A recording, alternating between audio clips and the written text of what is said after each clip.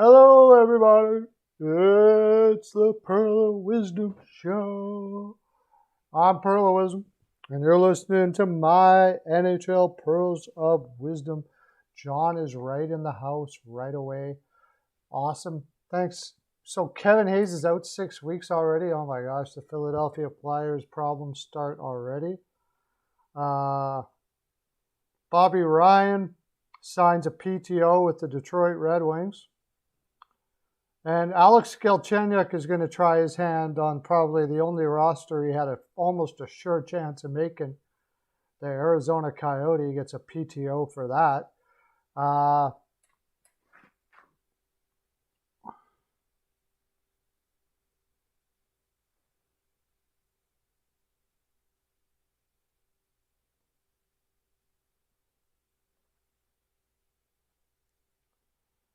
What the heck? Can you guys see me all right? It's doing the same thing again. It says excellent connection, but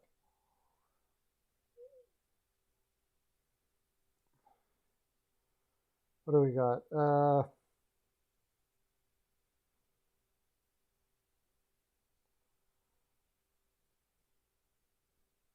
Hey, Kyle, how you doing? So, yeah, Galchenyuk, Sami Niku goes on waivers. Zach Ronaldo not invited to camp.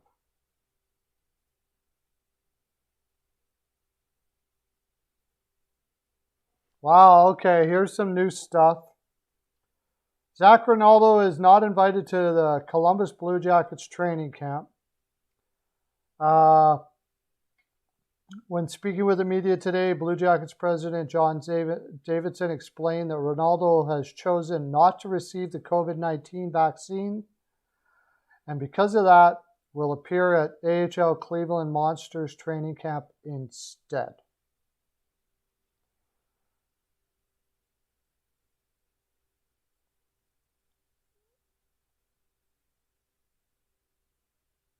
He will not be going to training camp because he will not be vaccinated. He's been a very vocal person against the vaccination.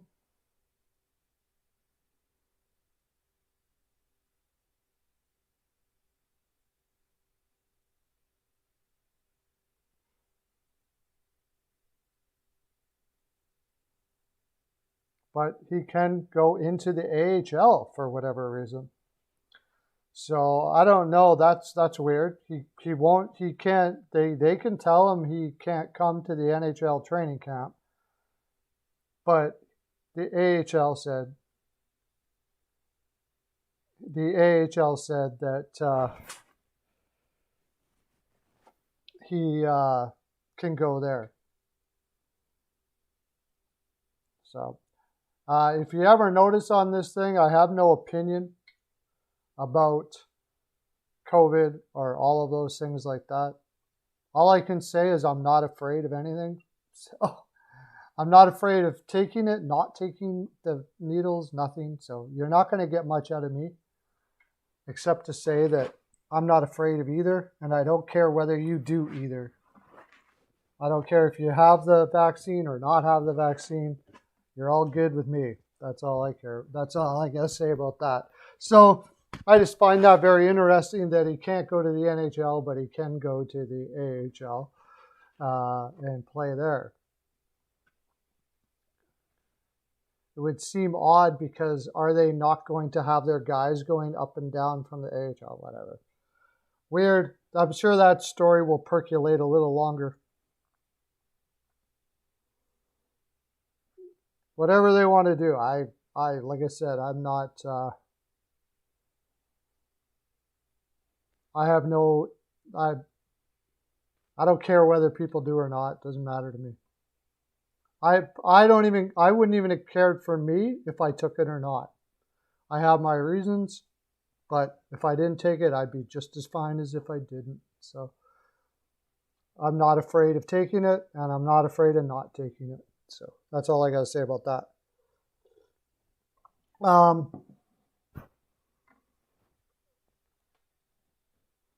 So anyways, Galchenyuk is going to the Arizona Coyote apparently. on a PTO, which I imagine he should be able to find a roster spot there. Now, Galchenyuk, people have wondered what's happened, what goes on with Galchenyuk, why can't he find a place anywhere? And from everything I've watched with Galchenyuk, it just seems that, how do I explain it? It seems like he just does his own thing, and he doesn't really play in the system of teams. He's very, see, he got away with it his first year or maybe two.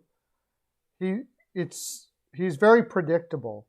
He pretty much does the same thing all the time. You pretty much know what Galchenyuk is going to do.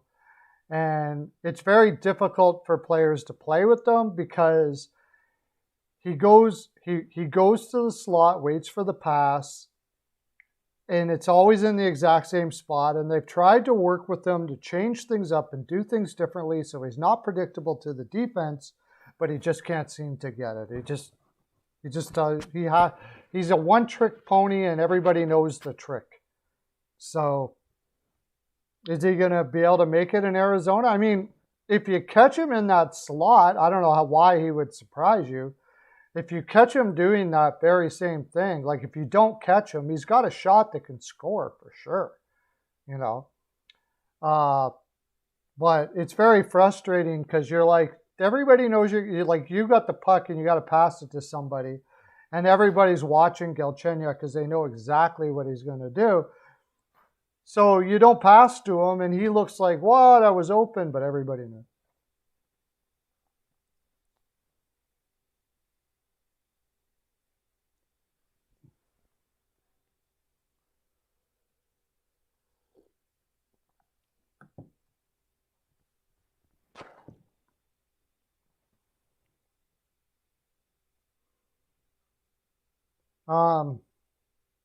What else was there? Oh, Bobby Ryan. Oh, and then, of course, we were talking about yesterday about Drouin. And, yeah, what a heartfelt message he had there. He was having anxiety issues and, you know, forms of depression by the sounds of it. But he wouldn't, I've been trying to remember the name of that now he had amnesia. Not amnesia. Amnesia means you forget everything. Insomnia. For like 2-3 days, he wouldn't sleep at all. And then he'd have to play games in there and all that kind of stuff like that. So no wonder. The fact that he was getting 40, 50 points in a season was pretty darn good when you consider how tired he probably was. So he took some time off and got himself figured out, got some help or whatever to rethink things a little bit. God, I know all about that. I lived a lot of it my whole life, and I have a totally different way of looking at it.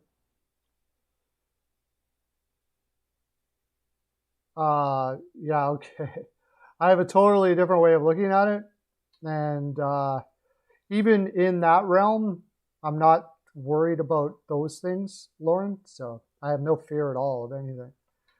So even if that were to come into my existence, I'd be like, okay, dude, you can't hurt me. So not worried about it. But because I you don't get into this kind of stuff, but I've had my interactions with things of that nature. So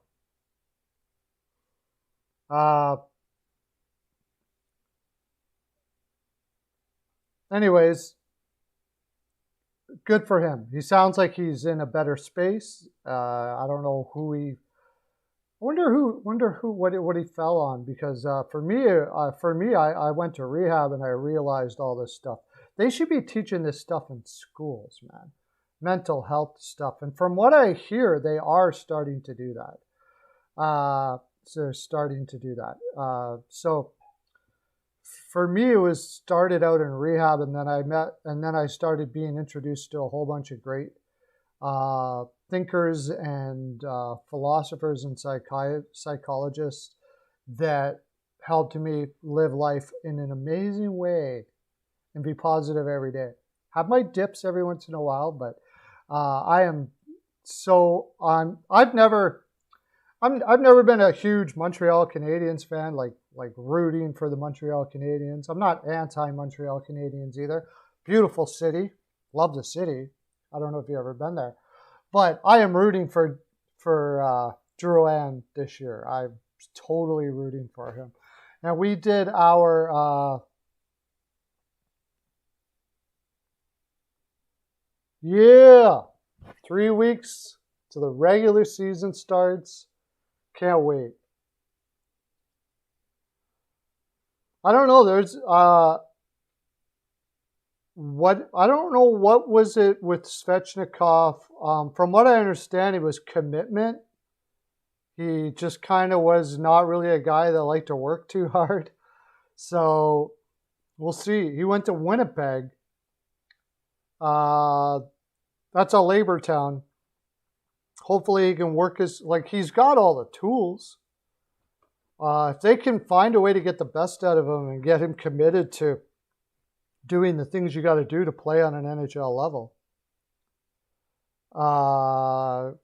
that could work out really well for him. That could work out really well for them. Like they could have just scooped up a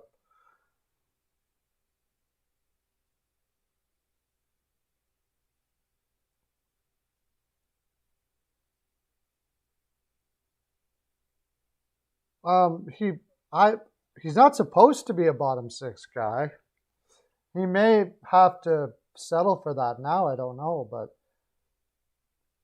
I mean, he's got the skills. He's got a shot.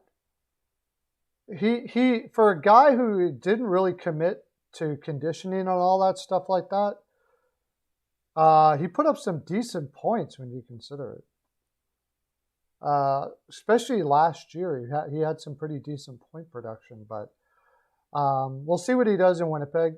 I think skating's a bit of an issue, and if you don't work on it like at a level, if skating is an issue, the work ethic you need to do to improve is insane. And if he doesn't really have that type of work ethic, then, maybe you're right. He can only ever be a bottom six guy. The problem with that is Svechnikov doesn't play a bottom six game. So you're going to have to use him kind of like, I think they're going to try to use him as a guy to replace Perreault that left for Montreal.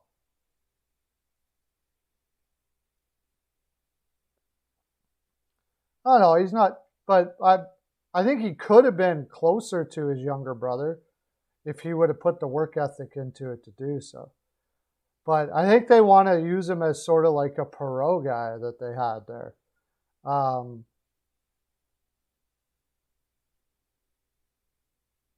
So he fits all over the lineup. But the first thing they're going to have to do, and I would do this all the time, really. Like, I wouldn't do it right away, but if I'm paying a player and he comes to camp out of shape or not in, the bottom level of conditioning and it's not injury related, I'm telling you, I'm going to have guys knocking down his door every morning and dragging his ass. And if he doesn't like it, too freaking bad.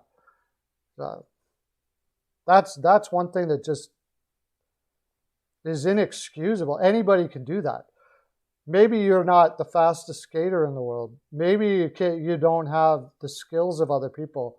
But to not be well conditioned as an athlete to the top of your ability to do so, anybody can do that. That's inexcusable.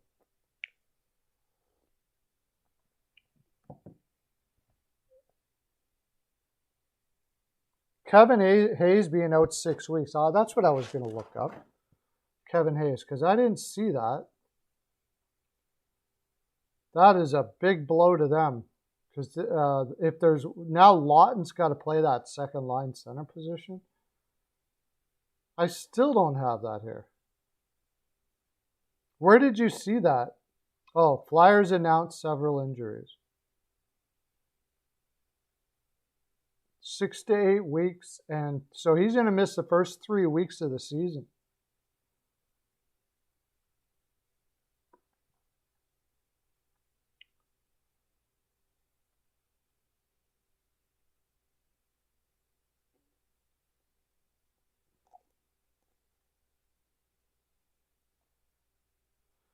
Well, that's got to hurt.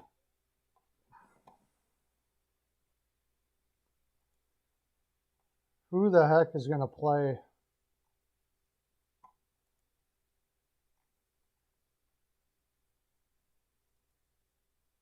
I guess, will they finally move Giroux? Yeah, they moved Giroux to the middle then.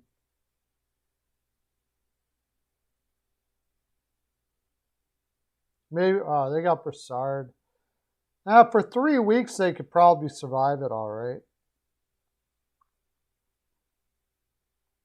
Not ideal. But the biggest problem will come if they get injuries to either Ellis or Provorov. That's going to be the biggest problem.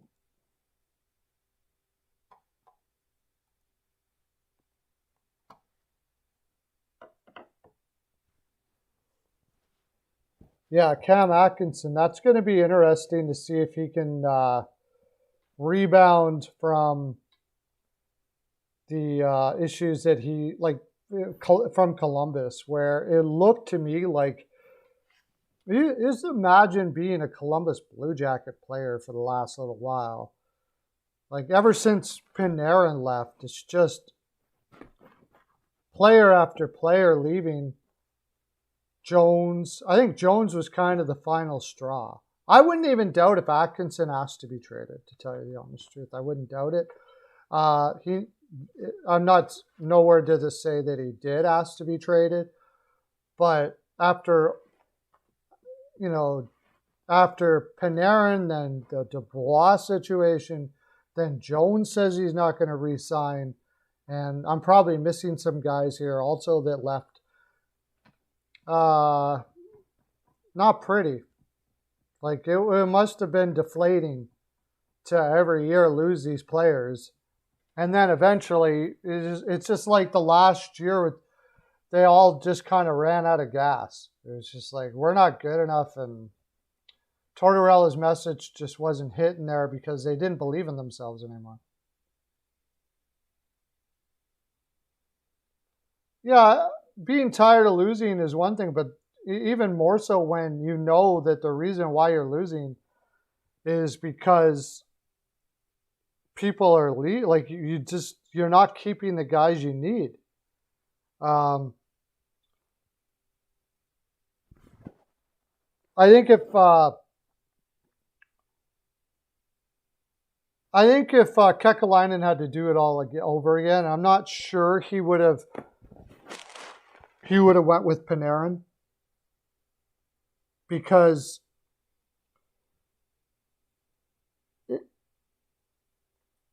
Panarin had already told everybody he was going to the Rangers. And he told everybody. He told Chicago. That's the reason why Chicago traded him. And so Kekalainen looked at it as, we'll trade for him, and we got a window here with him there that maybe we can win a cup. And, they never really got close. That team was okay, but it wasn't great. He added Duchesne and a whole bunch of guys at the deadline. That's never a good sign when you got to add players of that caliber at the deadline in order to make you possibly have a run. And they, possibly he thought maybe he might just change his mind, like it in Columbus. We can build an atmosphere here or something. But he said all the way he was going to New York or LA.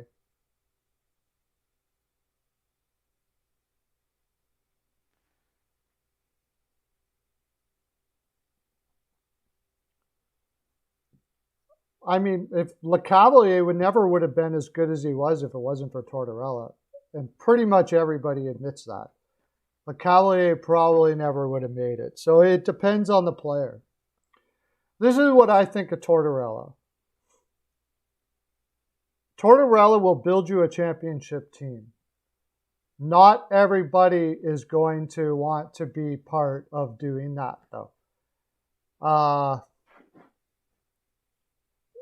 Tortorella is going to try to make every player be the player that everybody watching hockey wants their players to be like. Everybody wants their players to be two-way, working their bag off, devoted to the game, devoted to winning. Like that, everybody wants that. But I hate to tell you, not everybody is that. And not everybody that wins the Stanley Cup is that. They're not. There's lots of I'm sure there's players on Tampa Bay that wouldn't be that. So the bad part about Tortorella is he won't take anything less than that from anybody. He doesn't know how to work with guys that are just not going to be that. No matter how much you try, they're not going to be that. Dubois is a good example. You know, if I'm Winnipeg, there's no way I'm touching Dubois. There's no way I'm touching Dubois if I'm Winnipeg. Look at Johansson in Nashville. He basically told Kekalainen, Johansson's not going to be what you need. He doesn't have it. And guess what? He didn't. He didn't have it. Dubois finally fought him tooth and nail and didn't want to fight it anymore. Dubois wants, this is what I think. I think Dubois wants to play hockey and be part of the mix, but he doesn't want to be the guy. And the fact is, in Columbus, they needed a guy to be the guy, and he was drafted to be the guy, so Torts tried to turn him into the guy.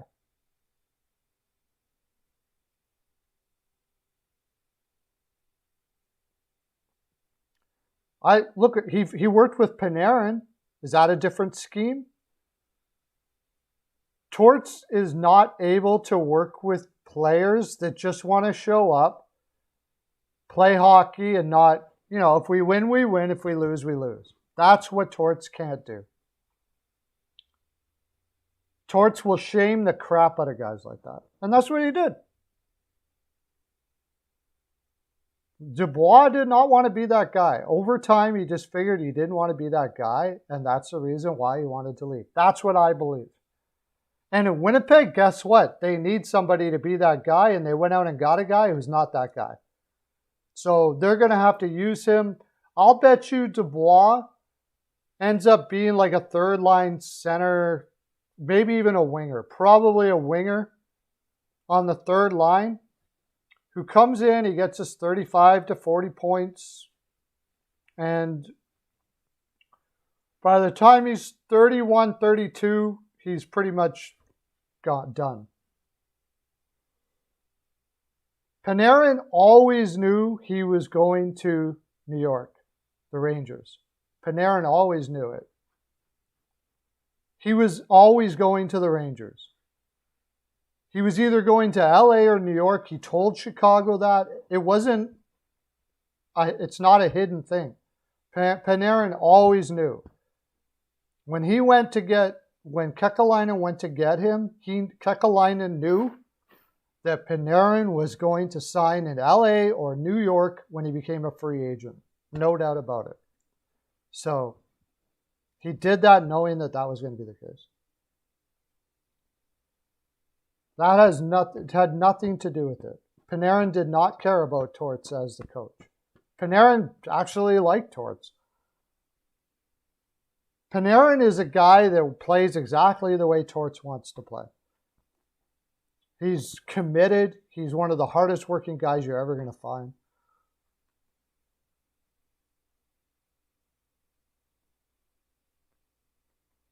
How many hat tricks do you think McDavid gets this year? Probably, I don't know. He's going to be even stronger and older and wiser and probably faster, knowing his commitment to the game this year. I think it's going to be insane how many points he gets this year, to tell you the honest truth.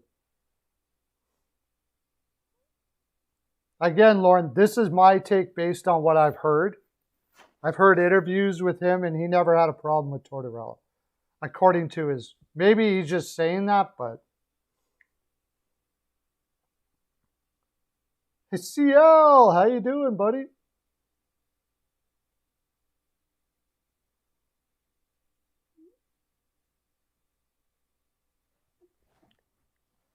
I wouldn't doubt if he gets like 7. I don't know. I know, like, when you're talking about superstars like McDavid, anytime you put a limitation on them, they'll beat that limitation. So I wouldn't doubt if he gets 7. Like, you could say what you want about the fact that their team isn't great defensively. They got a lot of puck moving forwards there. He's going to be playing with. He's probably going to be playing. Yeah.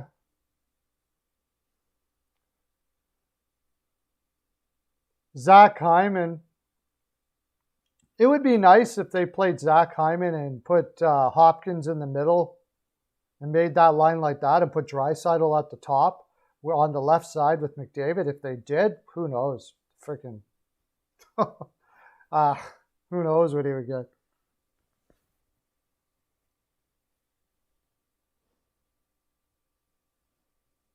I don't think Laffy gets the captaincy this early. I think Panarin will get it.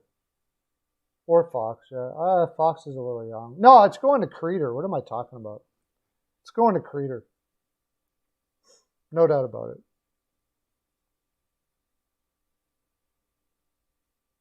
Yeah, Panarin's not a personality that's going to be a captain. He's not a guy, that kind of guy.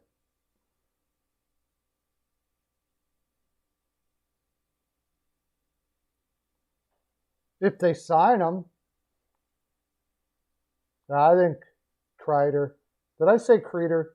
Kreider, right? Is it Kreider or Creeder? Kreider. I always say Creeder. Because the E's first. Kreider. Kreider will get it, yeah. I think Kreider will get it. The Brady Tkachuk thing, that is really concerning for me. I don't like the fact that it's taking this long.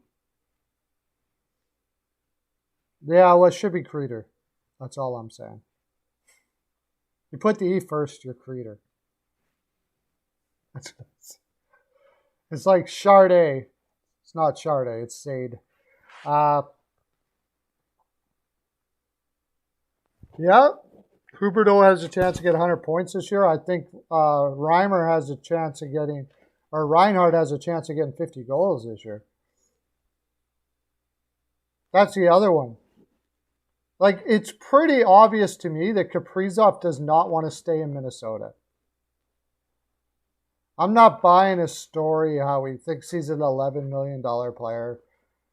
I think it's pretty obvious to me he doesn't want to live his life in Minnesota, in the city of Minnesota, for his for the, like, he doesn't want to raise his family, or if I don't know if he has a girlfriend or whatever, but that's not where he wants to be.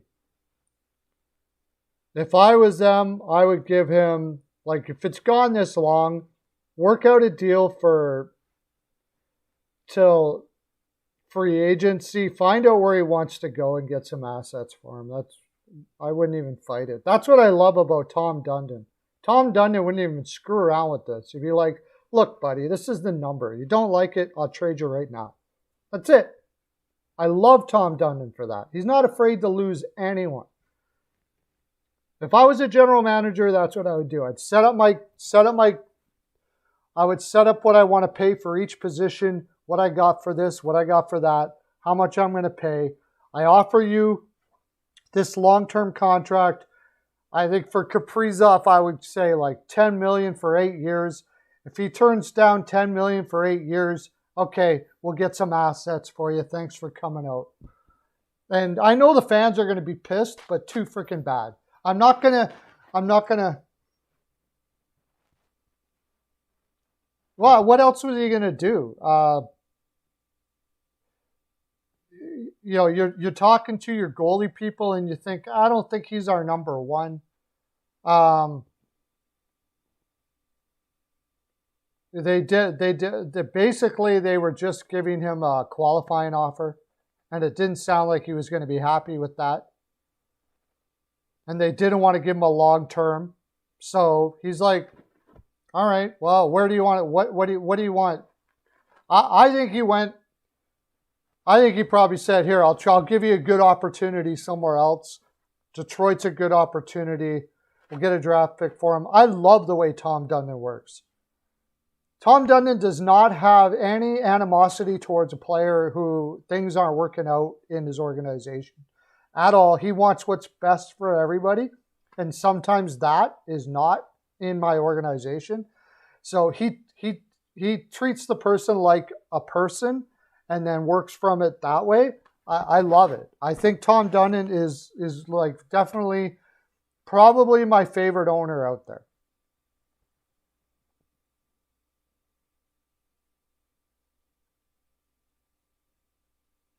Paul Byron to the AHL? Is that for conditioning or something?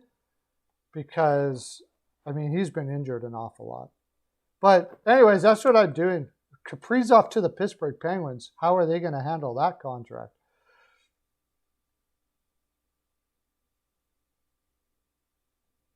You could get some killer assets for Kaprizov.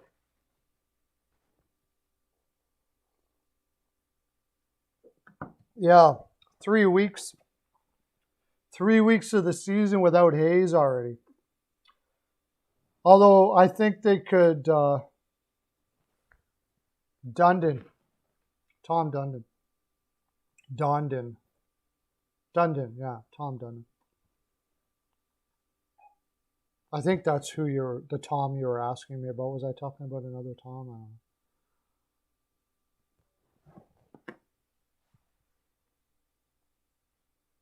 know. Yeah, it does suck about Hayes. But I think Philadelphia can handle that position more than, like, you don't want defense. That's it. You don't want Ellis or Provorov to go down, because as much as they rework that defense, I still wouldn't call it strong. Carter Hart's got to be totally a beast. And yeah, or Carter Hart. If Carter Hart sucks or gets injured, and we're working with Jones, ouch. That would not be pretty either. So I did our video.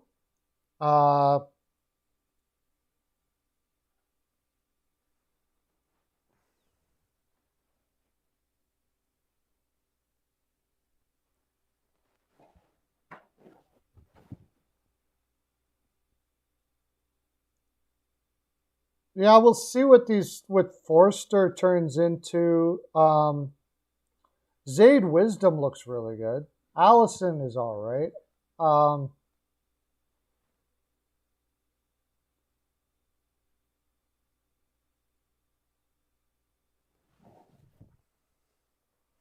Fedotov is good. Yeah, Fedotov may make it so Carter Hart isn't even necessary, really. Tom Owens? What are you talking about?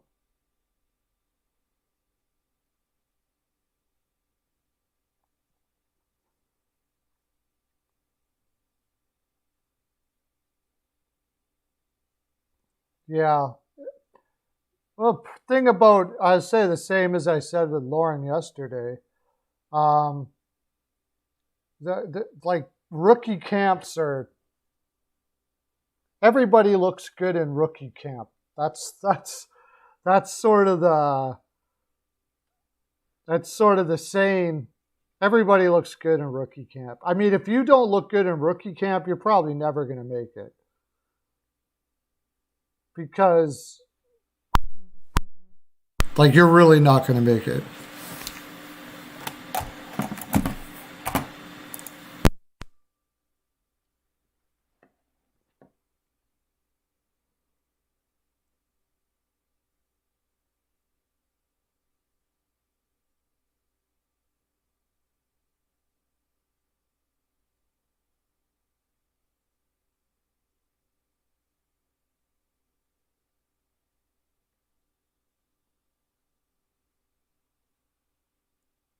Yeah. Yeah, I mean, I think late, like the last little while, it hasn't been too bad. But before that, Tom owner, yes, Tom Dundon, the owner of the Carolina Hurricane. I love the guy. Yeah, Jarvis is probably gonna. Jarvis is just super talented already. He's shown it in the AHL, all that kind of stuff like that.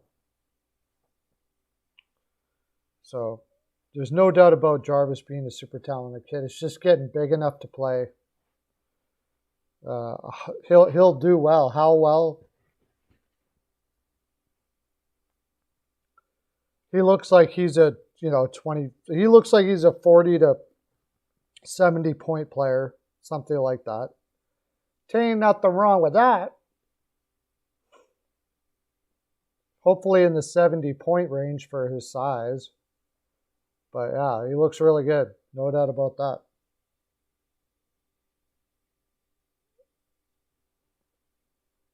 Yeah, maybe he bulks up fast enough and he gets going. He comes after the trade deadline or something. They give him a good shot.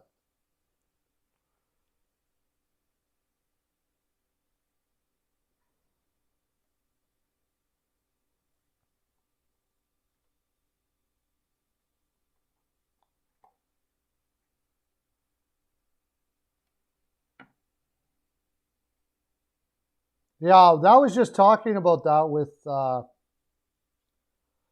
was just talking about that with Steele. Actually, Frost came into camp at 190. That's a lot of bulk. 190. That tells me if that's what they were looking for him to do, then they are basically saying he's going to be a bottom six.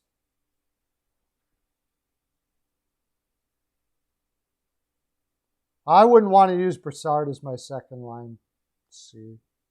Maybe every once in a while, but not on a regular basis. I put Giroux there, which I think they should be playing Giroux more in the middle anyways myself. But 190, he's going to be a bottom six. 5'11", 190, that is a lot of bulk. Like, I don't see him having the maneuverability that he had before. So it's like somebody was really honest with him saying, I don't know if you're going to be able to make it in the tops on a top six role. Your best bet is probably bottom six. So kudos to him. He went and got a frame that is bottom six.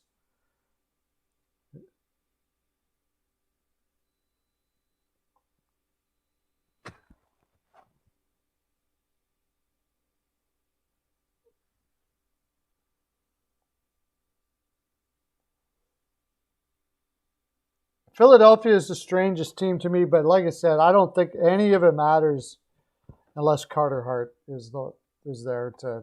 Carter Hart does it. I think he will if you.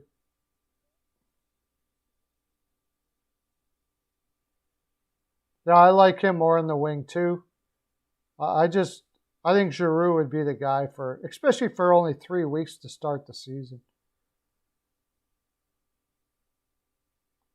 Yeah, Crosby plays like a bottom six, yeah.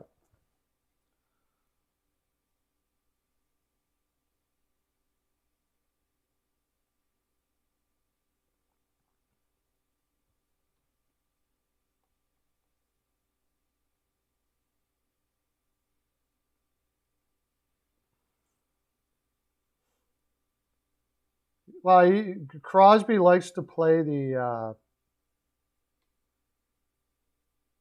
what's it called? Oh, what?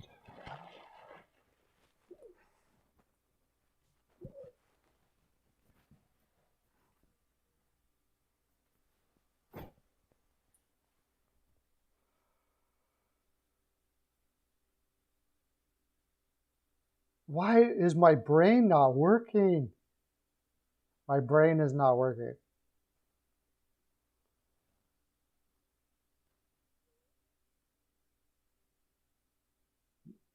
The owner of the Leafs, it's a conglomerate. Air Canada, it's totally corporate.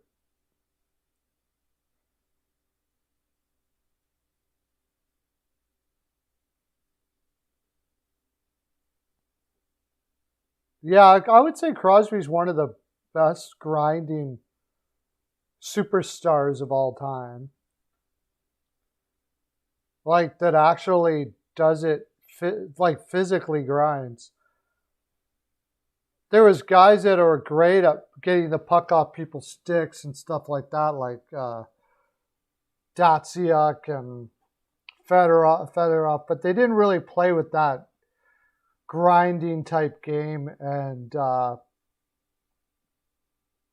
rotating like Crosby. That's not the word I'm looking for. For some reason, I can't think of it. Cycle. Crosby plays the cycle. He likes to play the cycle, and that's usually like a third line center type thing to do, but he plays the cycle really well. So that's why he likes to have guys like Hornquist and Rust and all of those guys, and he makes them look amazing.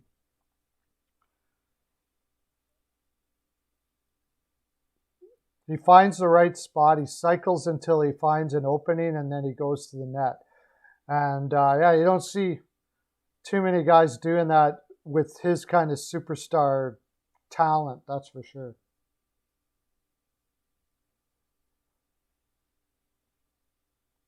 Yeah, guys like Aho, for sure. Well, just like Gunsel, too. I mean, Gunsel's isn't shy about playing a cycle and playing. You got to be a little bit gritty to play with Crosby. That's why Neil didn't work well with him at all. Him and Neil didn't work well at all. Neil just kind of floats out the outside waiting for a shot. He can't stand playing with guys like that.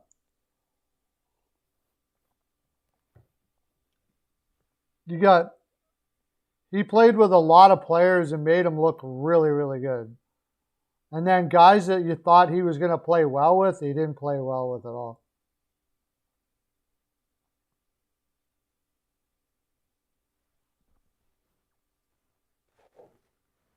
Yeah, probably.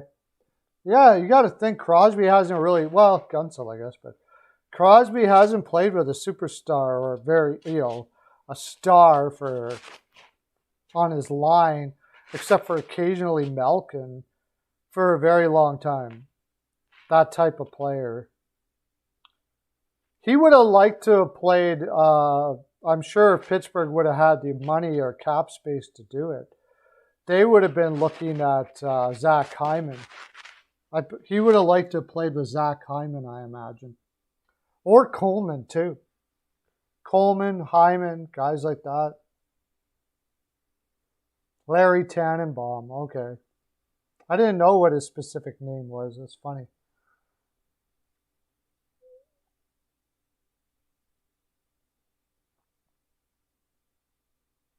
Yeah, I know. But it's funny, he doesn't get as many points when he plays with guys that are soft. Maybe they have more skill, but they're soft. He doesn't seem to be able to play well with those guys. It's really weird. It's like I think he's too stubborn to adjust to them. He wants to play a certain way, and he wants his team to play a certain way.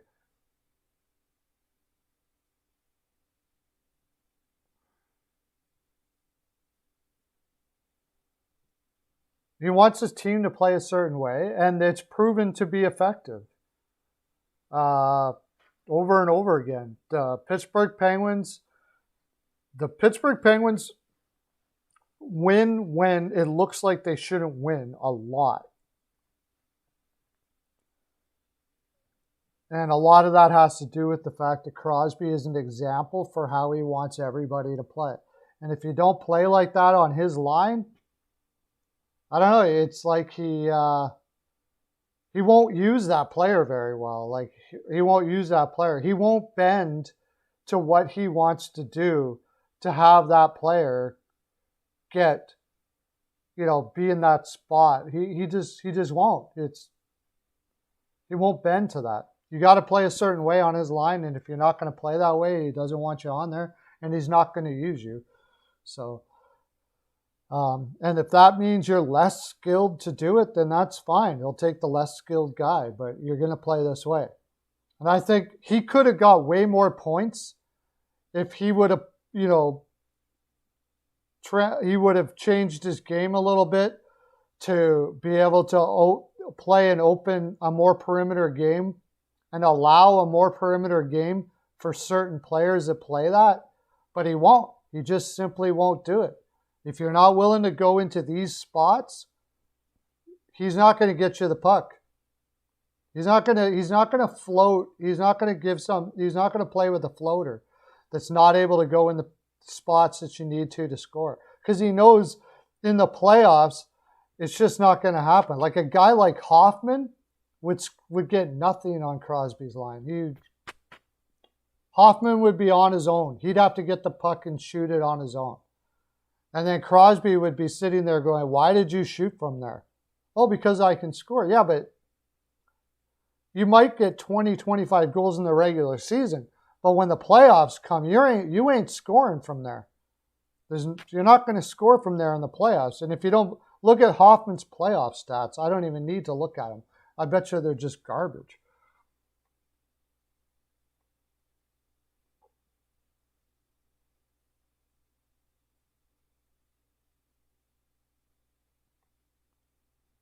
Well, I mean, I think Rutherford did a good job bringing in the things that he needed to bring in. He showed it in Carolina too.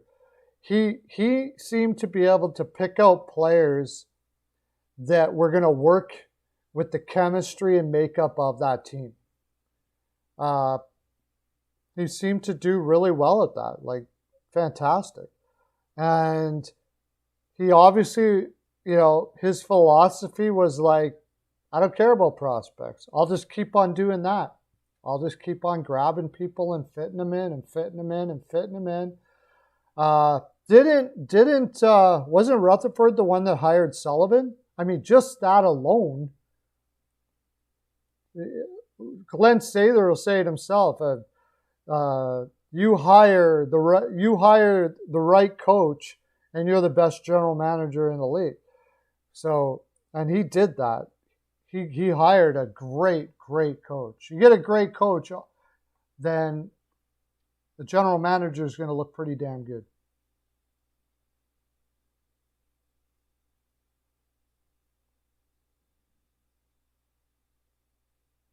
But Fleury for sure. I mean, yeah, Fleury for sure. Pittsburgh's nothing without Fleury. I agree. I don't think there's too many goaltenders you could have put in there instead of Fleury, and Pittsburgh would have been as effective. The amazing thing is, though, that like the last 2 years, Pittsburgh made the playoffs with Christian Jarry last year. So you're just not going to go far. They couldn't go far in the playoffs with him. I hope he's okay, by the way, Christian Jarry, because I don't know if I remember too many goaltenders imploding as bad as Jarry did in the playoffs last year. Like, he looked like he lost everything, total loss of confidence, everything.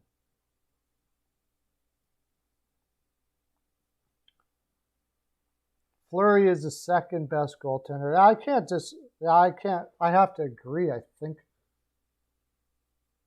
Who else would be?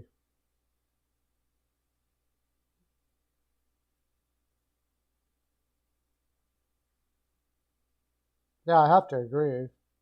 Fleury. And I mean, at one time, Fleury was, those Pittsburgh runs, Fleury was insane in some of those runs. Like, just absolutely unstoppable. Against Washington, I can't remember what year it was. I think it was the last cup they won. They had no business beating Washington that year.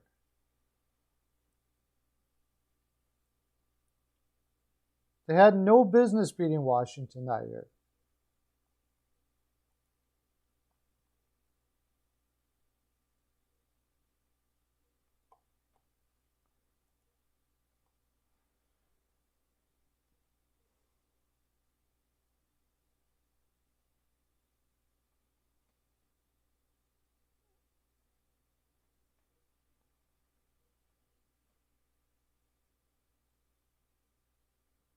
Well, you can make a case that Carolina maybe doesn't get better, but or about the same. The Devils definitely did. Pittsburgh, no. Philadelphia, we'll have to see. I'm not like convinced that Philadelphia is better, but again, it's all about Carter Hart. If Carter Hart can't get his confidence back, they're no better than they were last year. Maybe a bit better because they've got Ellis. They've got a little more veteran leadership on defense.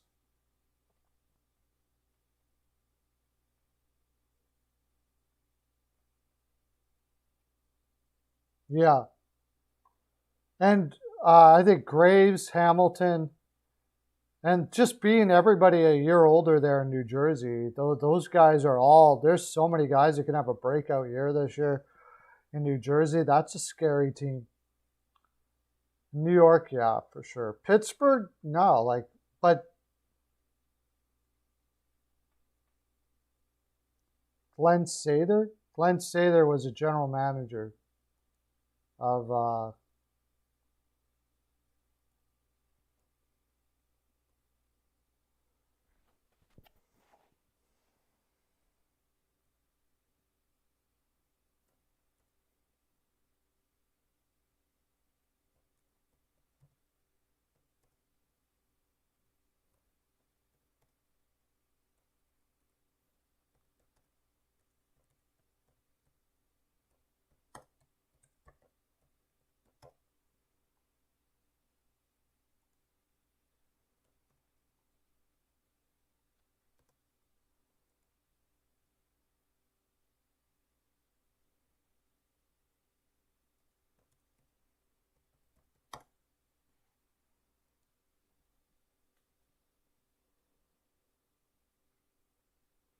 I don't know what Glenn Sather's doing. He might, is he, did they make him, he's not president.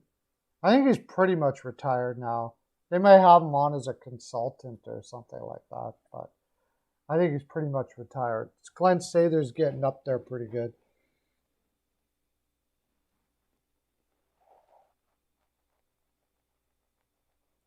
I don't think you and I disagree with Lauren. I don't think he's a shutdown defenseman, but I don't think he's all that bad defensively.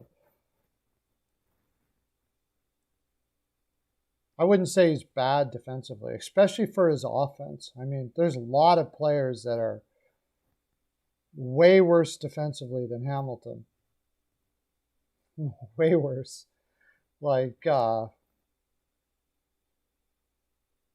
Barry, Yandel. Devils did get, well, they got better, yeah, with Bernier for sure. Yeah, that's the thing. Getting Gallant for the Rangers is pretty huge. Well, it seems like it should be pretty huge anyways.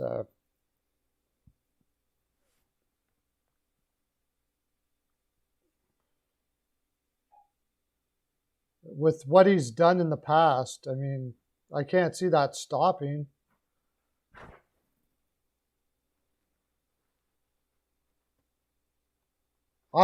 Well, they could. They just had to give him the same amount of money. But I think what happened with Carolina is I think they made a commitment to Anderson a long time ago.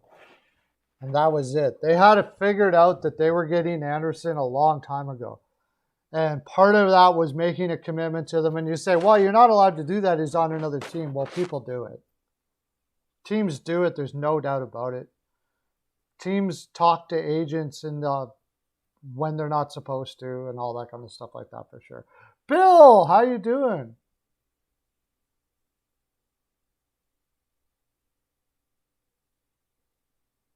By the way, we're going to finish the second half of that thing. I don't know if we could do it now, but I'm having fun talking about what we're talking about right now, so I don't know.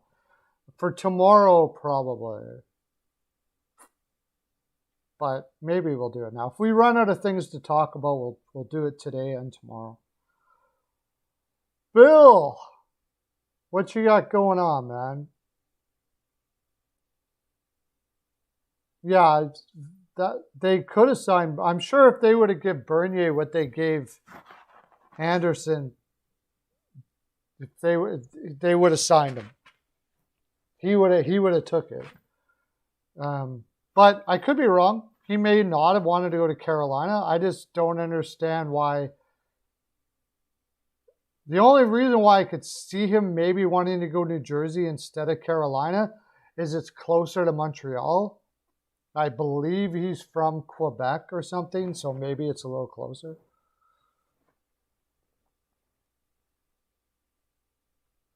Zajac, yeah, it was funny. I saw an interview with Zajac there, and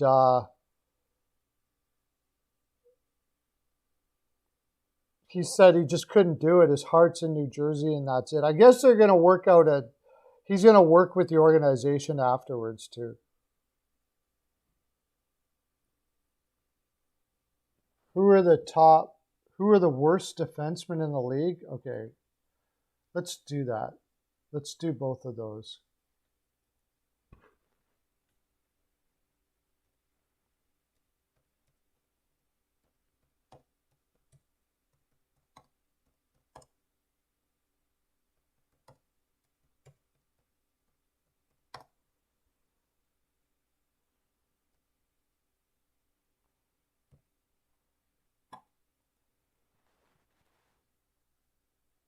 Okay, so we'll do worst D-men in the league.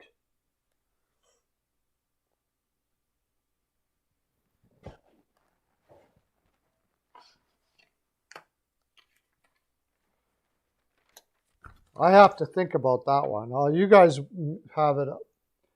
We'll put them up. Worst D-men in the league. Worst D-men in the league. Now, what the stipulation here is, they have to play like a significant amount of games. It can't be a guy that's just a fringed defenseman. They got to play a significant amount of games in the league. So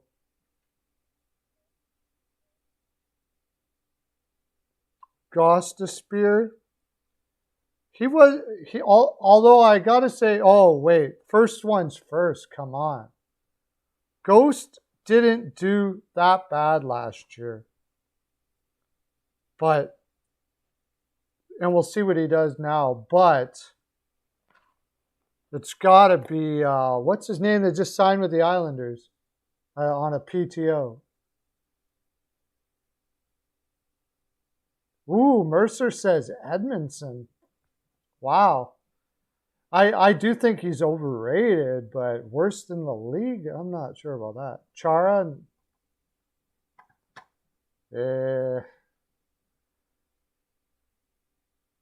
Not Chara.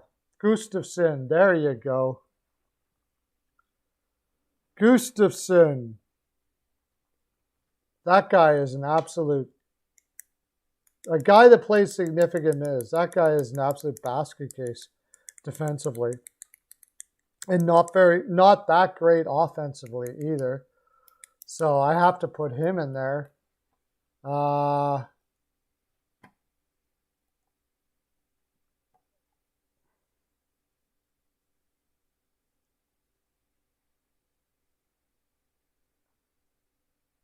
Worst defenseman in the league.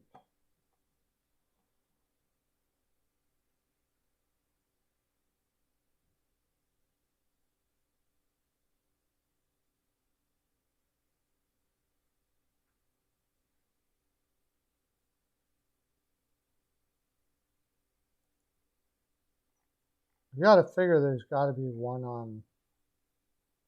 Oh, how about Will Butcher? But I don't even know if you can include him yet because he barely played last year. Will Butcher was pretty bad in New Jersey. I just don't see him becoming good in Buffalo. I would put Will Butcher in there.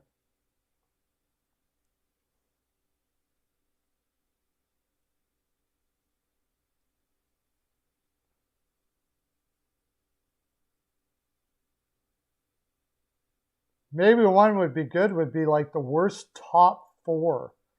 A guy who plays top 4 minutes. The worst defensemen that play top 4 minutes.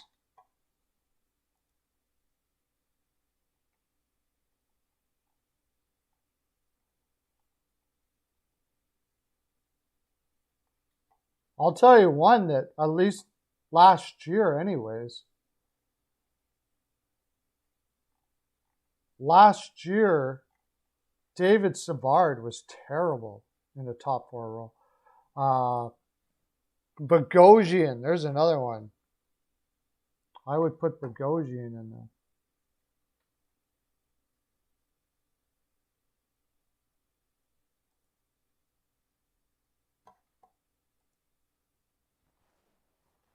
Alex Biega, yeah, but he's not really a top 4. Gardner, if he wasn't injured, but he doesn't really play large minutes anymore, but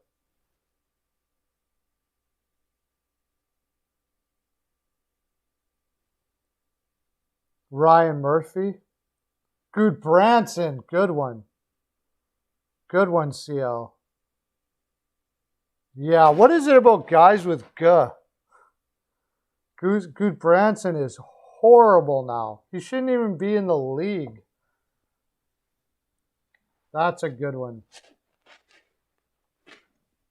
Zadorov. Doesn't Calgary have both Good Branson and Zadorov now? Isn't that where he went? Didn't he go to Calgary? Zadorov. Guys with G. Yeah. On defense, yeah. There's not too many. Nikita Zaitsev, yeah. He played really not great last year at all, that's for sure.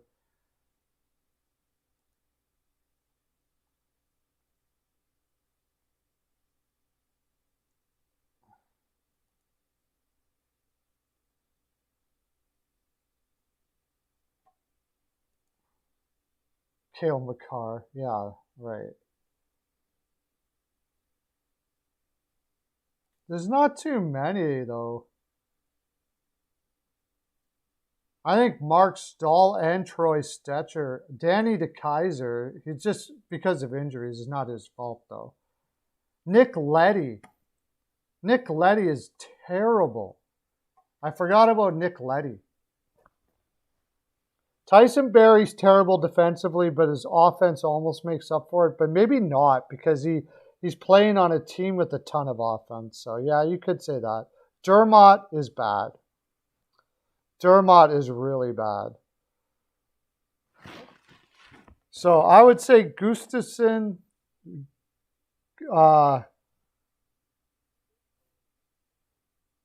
Gudbranson. For now, I'll say Ghost, but I'm kind of borderline because he didn't have a bad year last year. Just Barry, would I put, I think, oh, how about now? Over Barry, I would probably say Yandel now. Yandel's pretty bad. Yeah, Brett Burns can still put up enough offense, though, to kind of, maybe not, though. It's getting pretty close there, Lauren, too, I would say.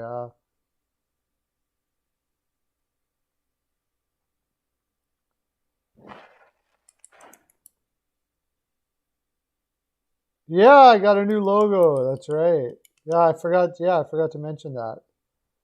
Go check out my new logo. Woo!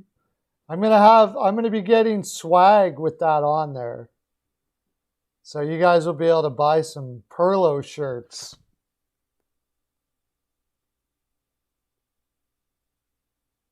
Yeah, when Yandel was a little younger, his offense made up for his poor defense, but he doesn't anymore. He plays really soft, and it just pissed off Q. Because Quinville was like, yeah, okay, you got the games played record, but yeah, swag. You got the games played record, but you don't go in the corners, you shy away from hitting. Like, how impressive is that? Oh, you like that? Nice, I'm glad. Looks like me, doesn't it? I hate to say it, but it does look like me, kinda, actually. Hazel, yeah, we were talking about that. We're gonna make the worst we're making the worst team in the NHL. So like the worst players that play high minutes. So far we've got Gudbranson, Gustafsson, Ghost, Yandel, Chris Russell. Oh, good one, buddy. Yes. Chris Russell. Hayes just had a bad year. He was injured last year. The year before, Hayes was fantastic. Russell is a good one. Who was that the one that...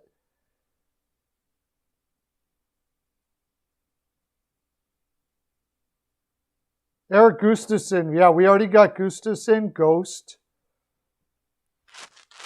Let's see if we can get like the righty-lefty combination going here. So we get everybody on here. Arizona, Gustafsson, Ghost. Oops. Oh, yeah. Gosh, Spears a lefty.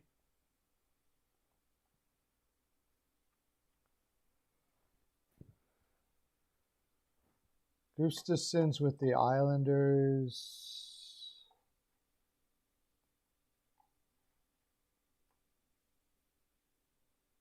Colin Miller has been...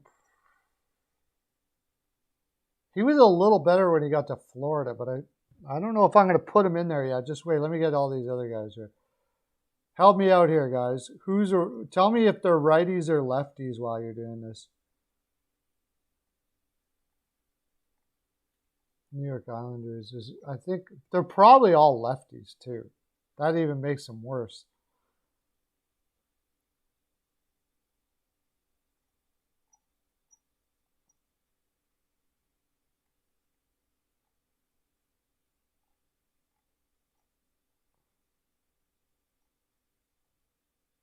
Where do you find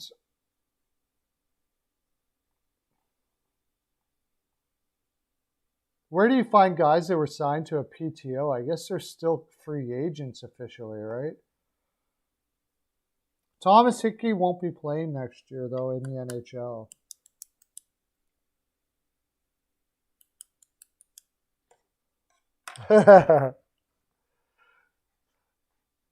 Who would buy a Ghost jersey? Like, I guess somebody who knows him really well, I suppose. Jack Johnson, there's a good one. He just doesn't play any minutes anymore, so he doesn't really play any minutes anymore.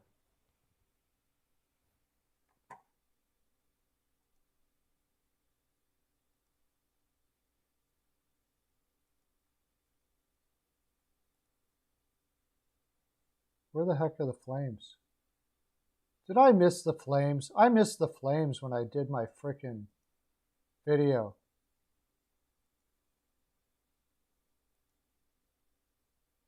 Columbus? Oh, maybe not. Yeah, I did. I missed the Flames when I did my video. Oh, no, I didn't. No, I didn't. No, I didn't.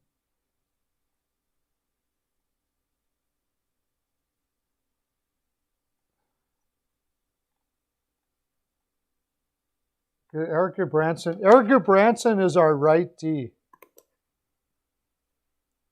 Does anybody know if Gustafsson is a righty or a lefty?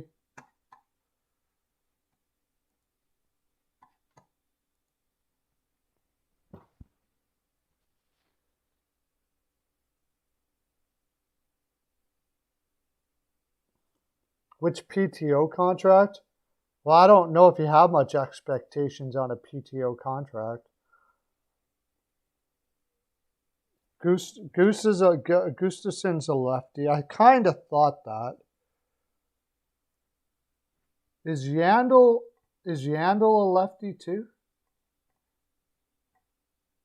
I think Yandel's a righty, isn't he? Pretty sure he's a righty.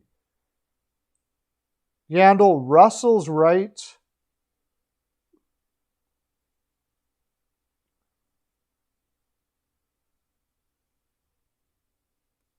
Oh, he is Yandel a lefty? Oh.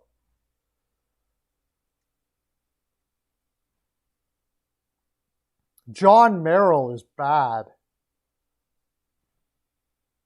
Russell's a lefty? Are you sure?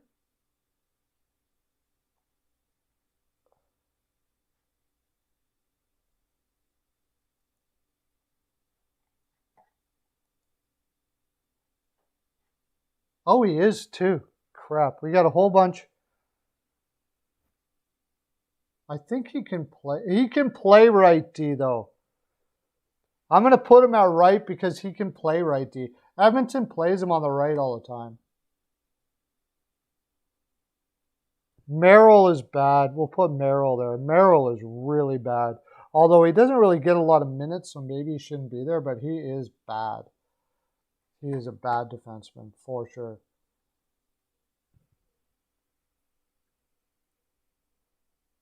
So we got 1, 2, Goose, Yandel,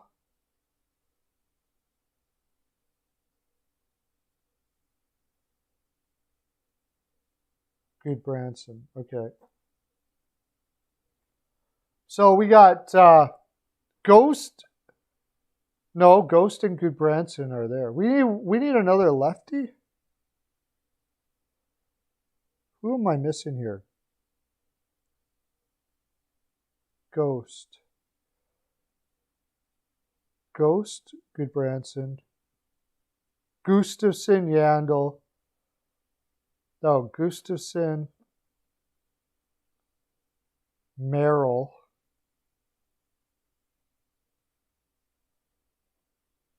Gustafsson, Merrill, Yandel, and Russell.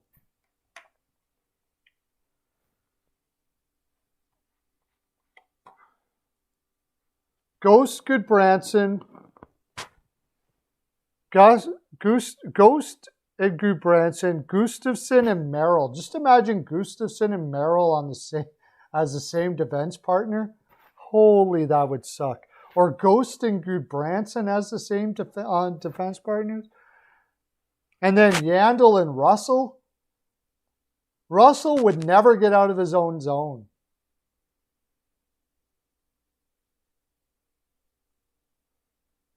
Yeah, I guess.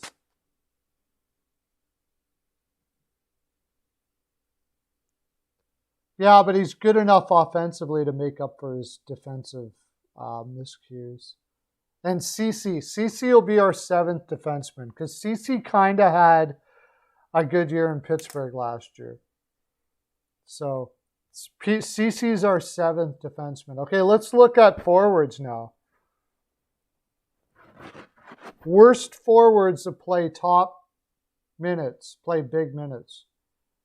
That's going to be a tough one. I'll have to do this. I'll have to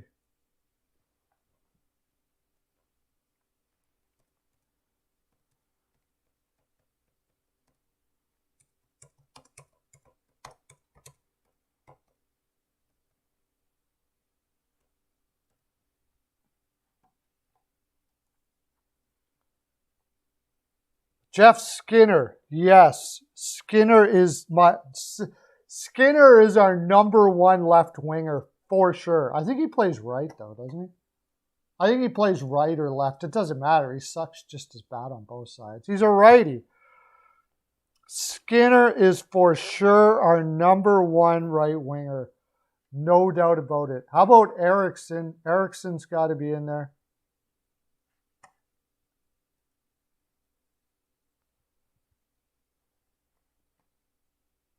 Pozo will be our 4th liner, I think.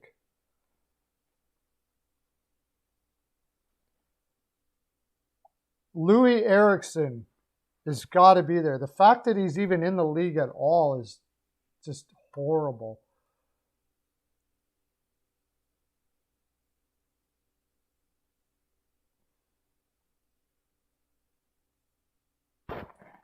Kyle Turris. What do you figure? Kyle Turris is our number 1 center?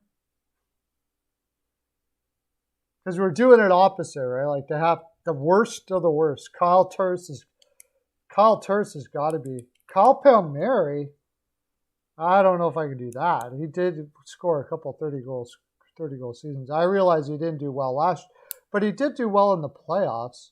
So I think if you're going to put a team in here, they got to be like not playing well. Oh, Lucic.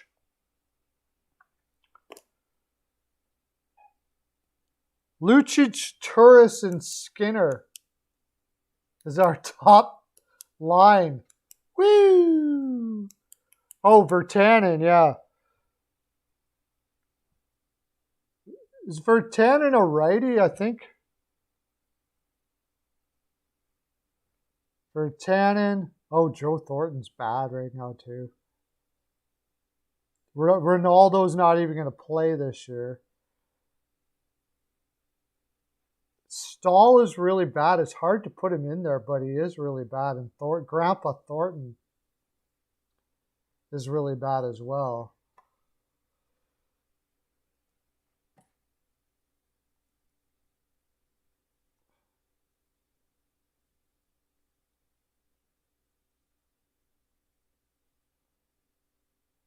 Oh, there's got to be an Edmonton Oiler besides Turris in there, isn't there?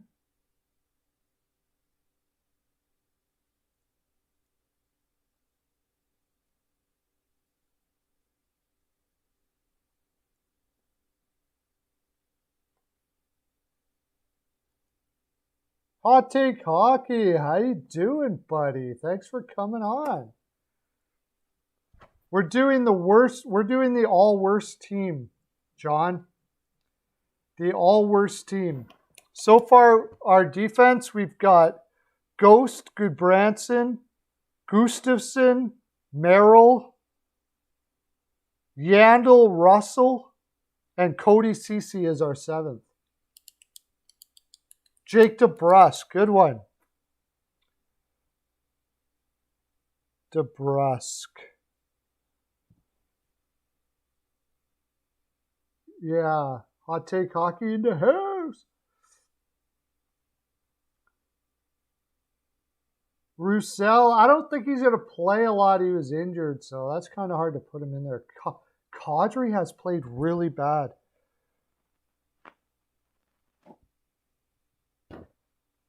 We got Okposo as our 4th line. Can we not find a worse centerman than Kadri? Maybe we can't.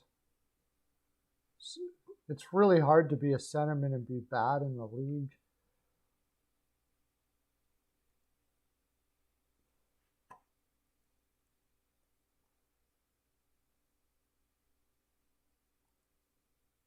Oh, I got one, but this is my personal. You guys can tell me if you agree.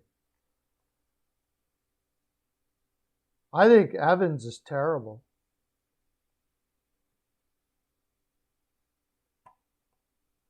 Pierre Engvall. We can put Engvall in our bottom. Is he play? Yeah, we can put him as a center. He's really bad. Good one, buddy.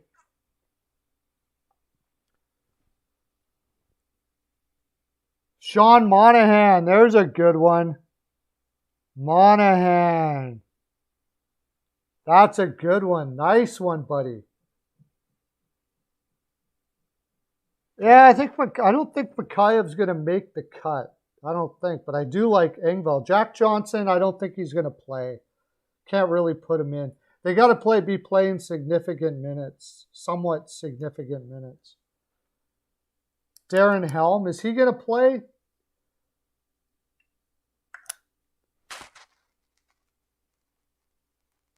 Yeah, he's pretty bad too. Ryan Johansson is really... The thing about Ryan Johansson, though, is he's only bad because he's supposed to be a #1 center. He's actually a pretty good 3rd-line center on most teams, so he's bad considering he's supposed to be a #1 center for sure.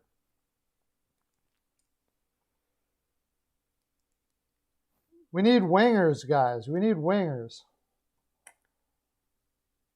I think Evans is bad, but I'm not going to put him on here because I think Engvall and Monahan are really good. Those are. I also think Mike Hoffman is just brutal now. Beagle, I don't know if he's going to play too much. And we already got our centers kind of.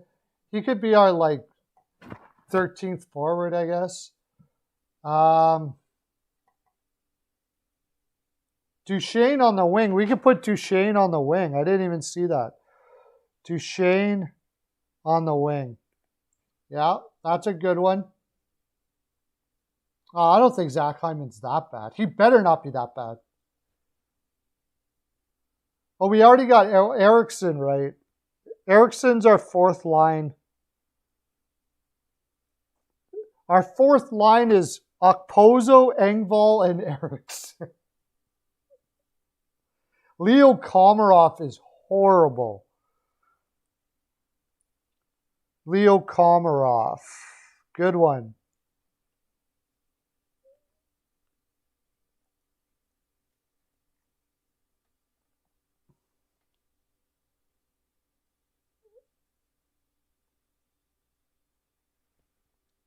Well, we need wingers. We need more wingers.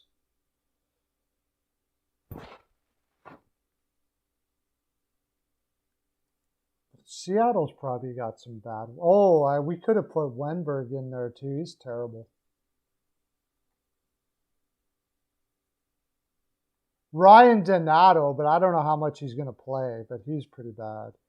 Andrew Ladd, he's supposed to play too. He's been super injured. I almost put Fogle in there. I think we could find worse than Fogle, though.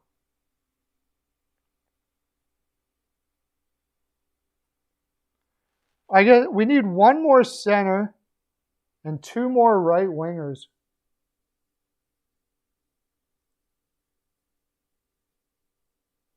All right, thanks, John. You are awesome. Can't wait till we're doing some streaming. Regular season's coming back. It's going to be good times. Chris Wagner, is he really that bad, though? Oh.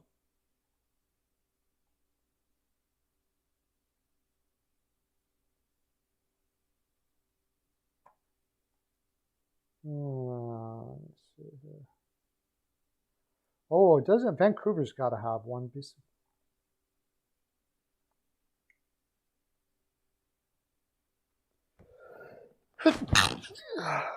Who's a really bad top six? Like top six. Always gets top 6 minutes, but shouldn't.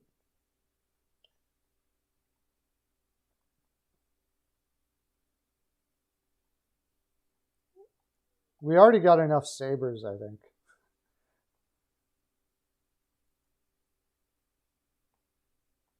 Brouwer is retired.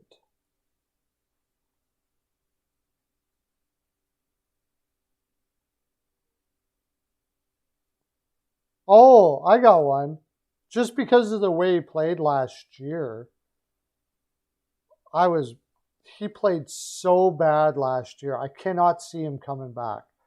If Evgeny Dadonov or Nemeshnikov.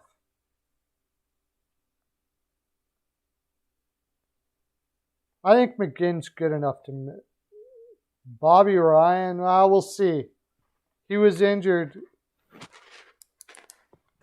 How about, do you guys like Dadonov? He was terrible last year. What about Brett Howden? He has been an absolute disaster.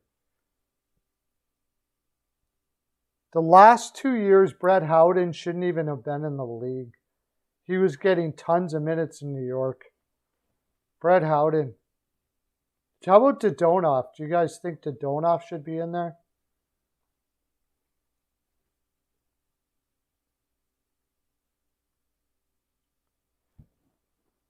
Jason Demers is pretty bad. We already got our defenseman, though. Do you think Demers is worse than Ceci?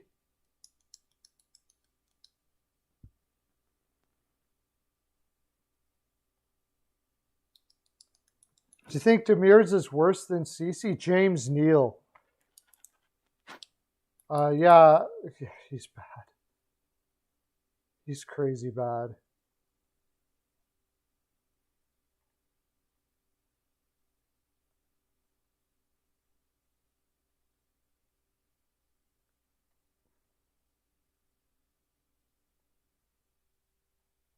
Let's do Dadonov and Neal.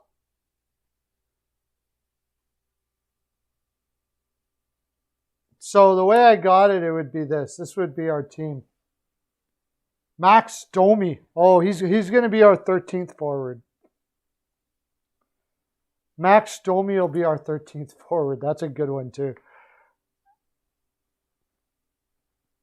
Lucic, Russell, Skinner is our number one line. And Galchenyuk. Oh, God, yeah.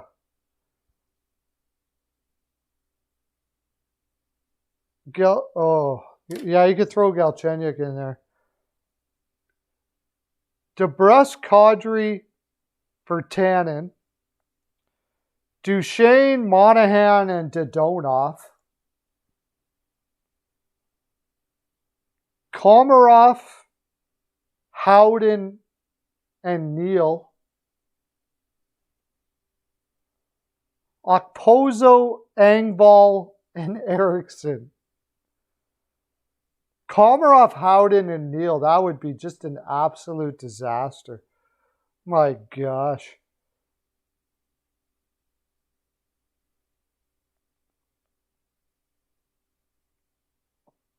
I'm going to do this one on TikTok.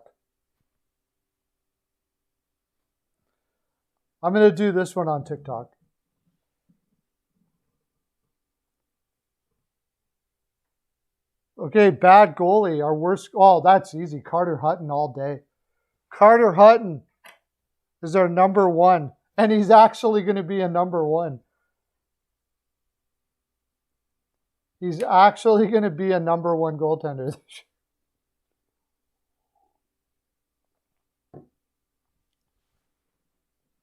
Hopkins is okay. The worst goaltender the first one that pops in my head is going to be a number one goaltender this year. Nail Yakupov, yeah. The other one I think that comes to my head for goaltenders is Jones.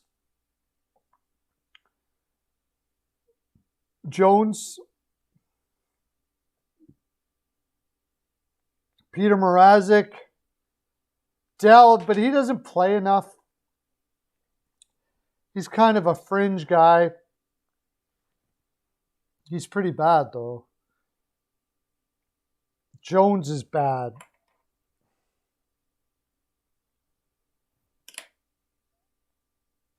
Koskinen, I'll put him down. We'll see if he makes the cut. Because Koskinen did have one good year 2 years ago. But then so did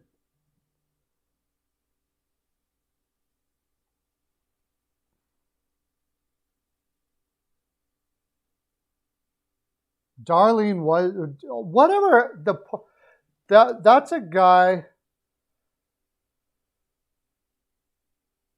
Darlene is a guy that it must have been mental health issues or something. I don't know what happened with Darlene.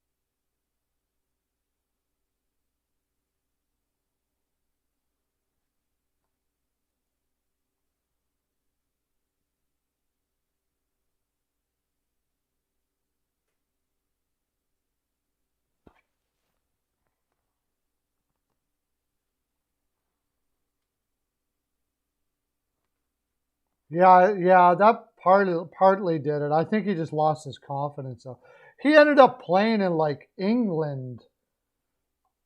Like he just went. I never saw a goaltender go south so bad. He couldn't even handle it in the ECHL anymore. Like, he just went absolutely off. It was terrible. Koskinen. Okay, what do we got? Anybody? Oh, Subban. Subban's a good one. I think you could actually, I think I'd put Subban over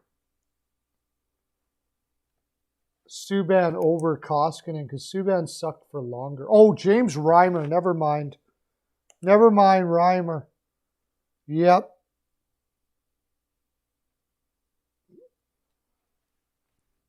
Reimer has been, for Reimer to put up those crappy numbers in Carolina for as long as he did, it's a toss-up between Reimer and Subban. So I'll keep Subban just in case.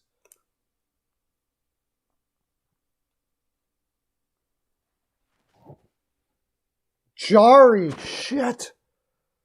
Oh, Jari. Wow, there's a lot of bad goals.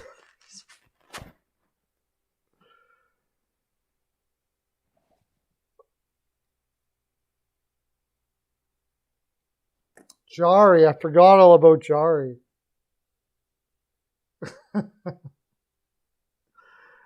Yeah, Jari's pretty bad.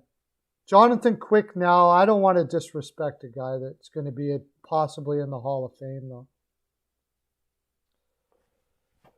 Goaltenders do have a very hard job. All of those guys we talked about are not bad goaltenders. They're the worst goaltenders in the NHL, which is still a million times better than your average person. Holtby, you could put Holtby in there. Holtby's pretty bad now.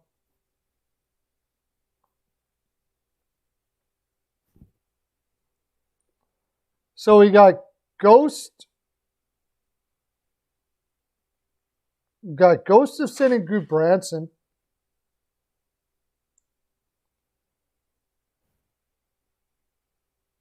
Yandel and Russell. Just imagine that.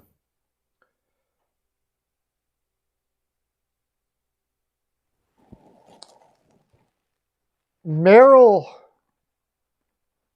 No, okay. Ghost and Gudbranson, Gustafsson and Merrill, Yandel and Russell and Ceci. And then Lucic, Turris, Skinner, Duchesne, Monahan, Dodonov, Komarov, Howden, Neal, Okposo, Engvall, Eriksson, with Domi as our 13th forward. Hutton, Jari, or Hutton, Jones, and then whatever one you want between Jari, Reimer, and Subban.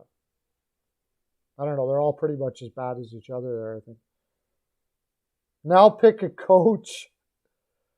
Oh, Tippett.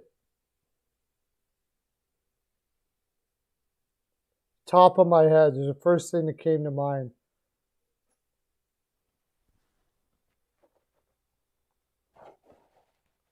A coach that's in the league right now.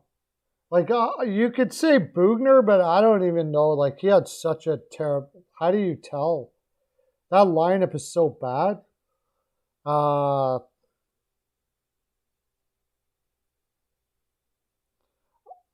Is he really that bad, though? I don't know. Dallas Eakins? Like, what has he got to work with? That lineup is terrible.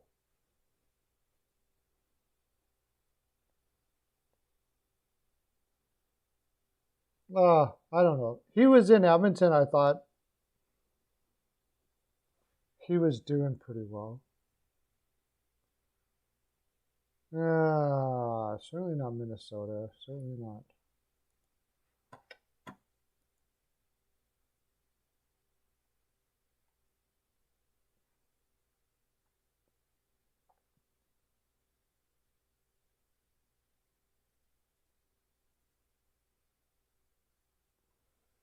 Worst coach in the league. I mean, Arizona, you can't even say really.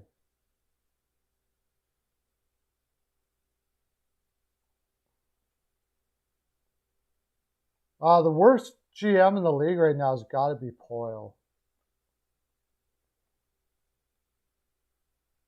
I know what you're going to say, Whitechel. I think it's got to be Poyle. And maybe Murray from Anaheim. Ken Holland. Oh, yeah.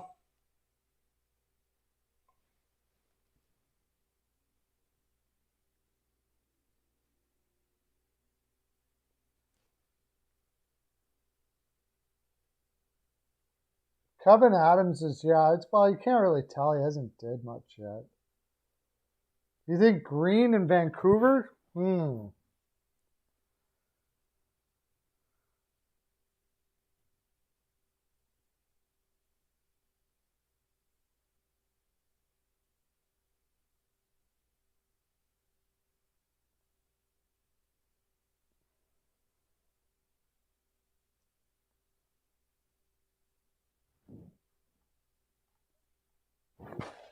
Would you agree that Poyle is the worst GM? Oh, wait. Poyle. How about Benning?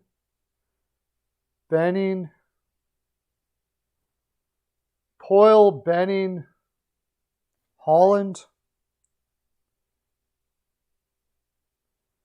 Poyle, Benning, and Holland.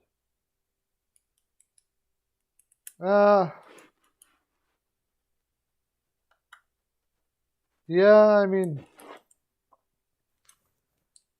I would put Fletcher with Holland, but I think Poyle and Benning have got to be the top two right now, I would say.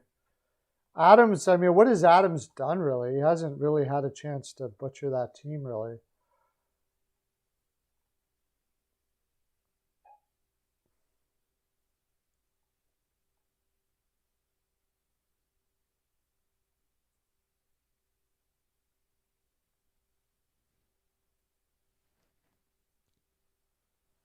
What about, there's also Tree Living.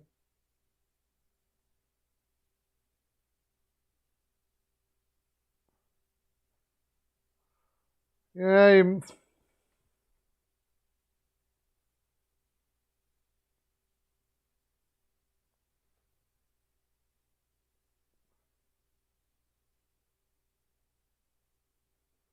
Wilson, I mean, yeah. Apparently, I don't know. I still say the owners had their hands in those contracts. I don't know. He balanced things out pretty good for a long time, but the Burns contract and the Carlson contract. Well, Jason Botterill's gone. And I think the coach or the general manager before Botterill was worse. Simpson or Simmons or whatever, he was terrible. Yeah. Melnick and the Sabres.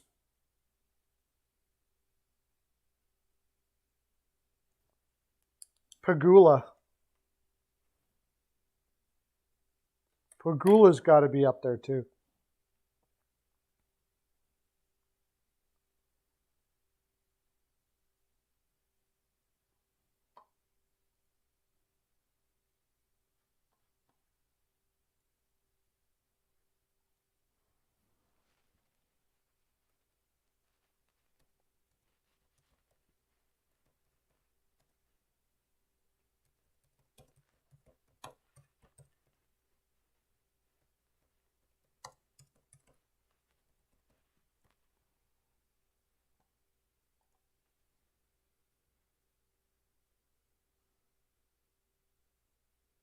Yeah, he's really bad for hockey, that's for sure.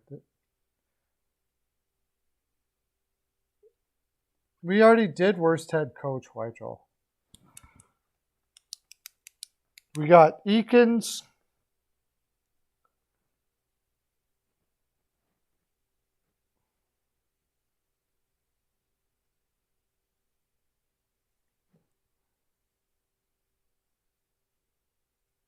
Well, we got our team. We got our worst team ever. Is there any new stuff that came up?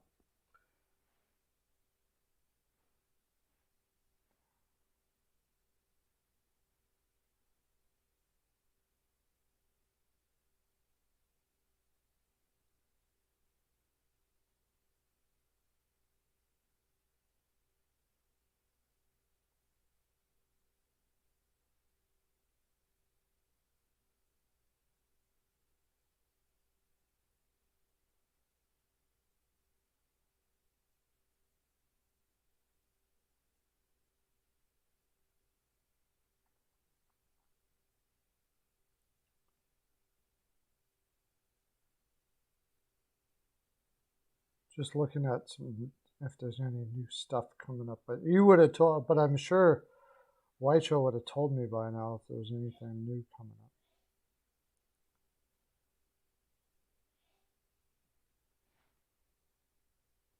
I don't think he's a bad head coach. I just don't think he has all that much to work with. Honestly, I don't think he's that bad of a coach.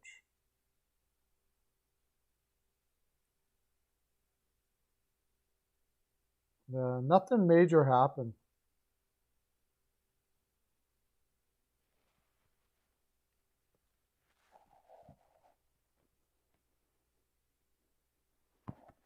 I'm going to have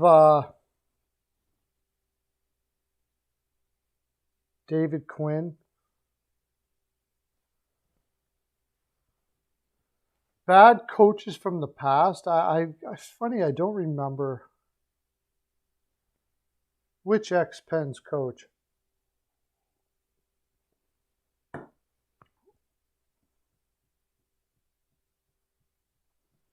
Whenever the team does bad, they always blame the coach.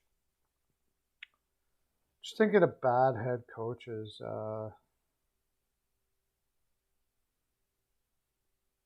Wow, who? Oh, bad general managers. I still got to go with Bergevin. I still think he's a bad general manager. I think he caught lightning in a bottle and a hot goaltender. But I still think he's a bad general manager. But who was it that was coaching when Waugh walked? Although I don't think Waugh was. I think Waugh was part of the problem.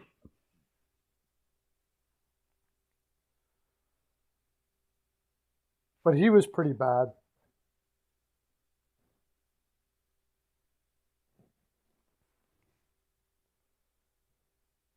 Mike Babcock.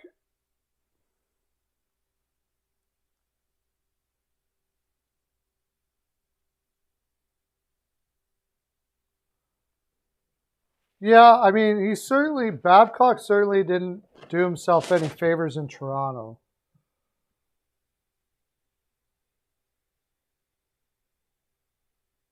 It certainly came off that he had a really good team in Detroit, and it was despite his coaching that they did well after doing what he did in Toronto. But that being said, he was right about a lot of things that he was saying there that they needed, and they weren't getting it for him. He had a really soft team, and Babcock with the soft team is not really going to work out that well.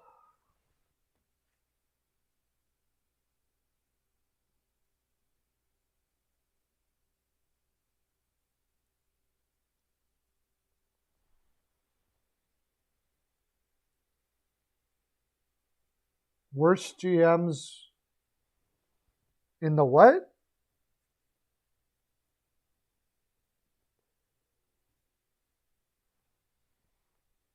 In the part. What do you mean by that? I don't know why I can't think of bad GMs from the past because our coaches, because you never really thought about coaches in the past. Coaching is much more of a thing now than it was back in the day. But for some reason, maybe if I look it up.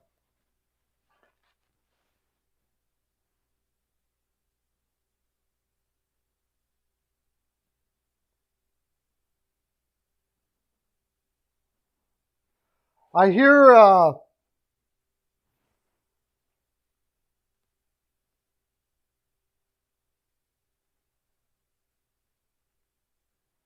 Dave Lewis.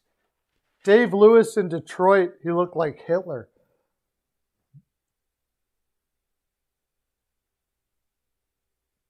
They raised him up, and then when he got there,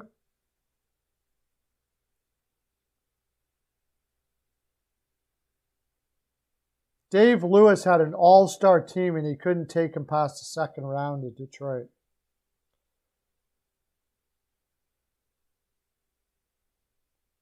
George Burnett, I looked it up. Worst coaches of all time. He was terrible too.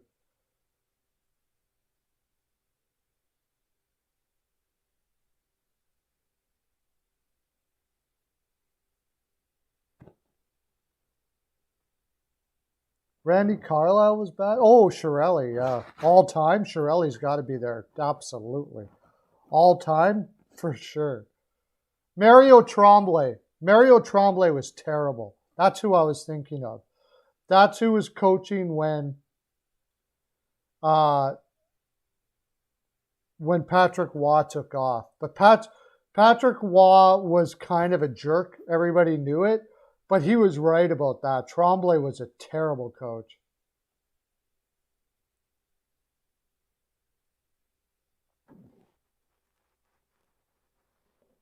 Chiarelli has got to be, I think Chiarelli, because Chiarelli just butchered the crap out of Boston and Edmonton in such a short time. And then, of course, Mike Milbury will always go down. Mike Keenan, Glenn Sather was a terrible general manager. Mike Keenan was a terrible general manager.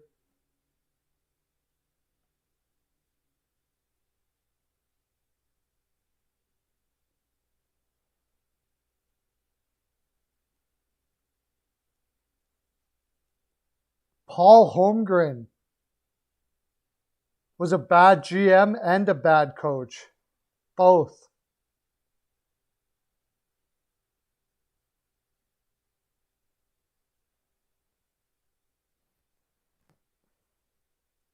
Paul Holmgren was a terrible general manager too. Garth Snow.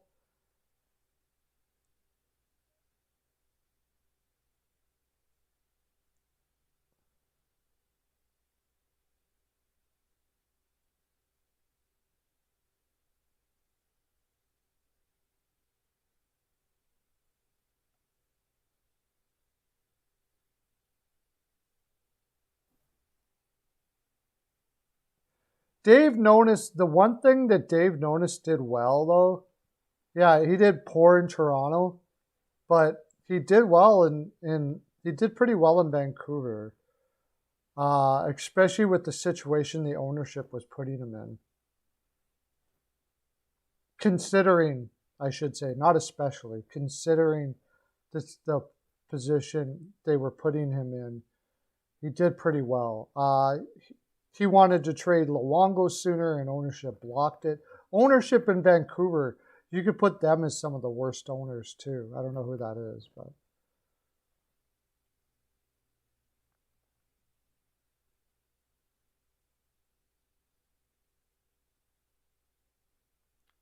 Oh, as far as worst coaches of all time, what about Doug Weight?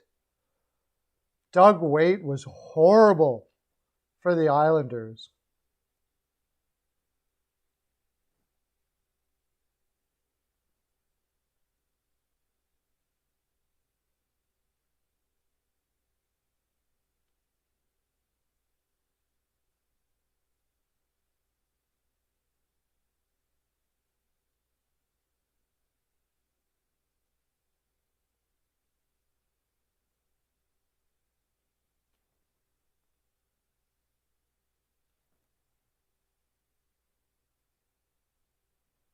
Paul Fenton. That was for, oh yeah, that was pretty short-lived in Minnesota. Yeah, that was pretty bad. What did he last, like half a season or something like that?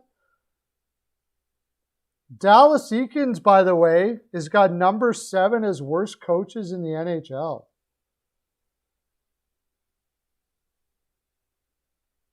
Even though I think this was old because it doesn't even... Wayne Gretzky, let's face it. Wayne Gretzky was a terrible coach.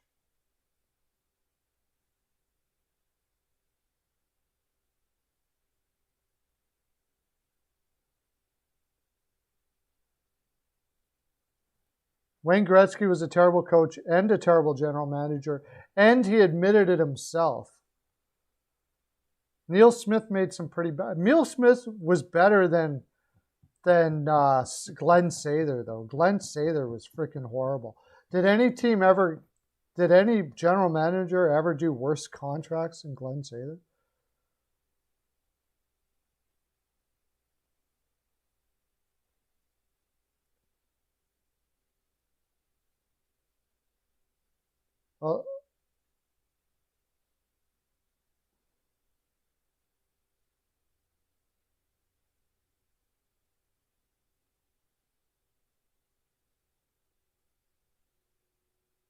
Brian Trottier they got as one of the worst coaches ever.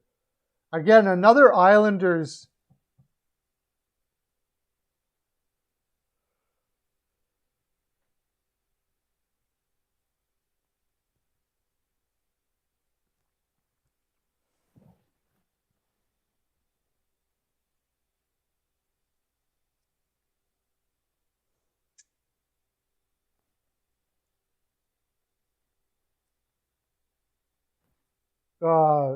Brian Trottier is one of the worst coaches.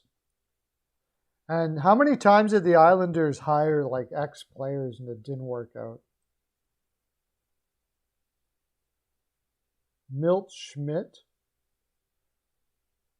Steve Ludzik.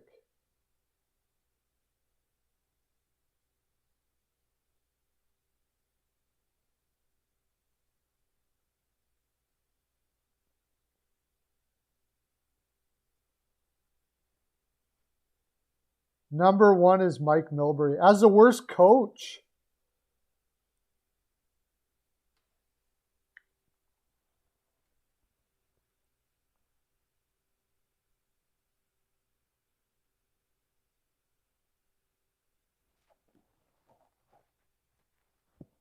This is fun. I'm looking up the worst GMs of all time. Let's see if we missed any.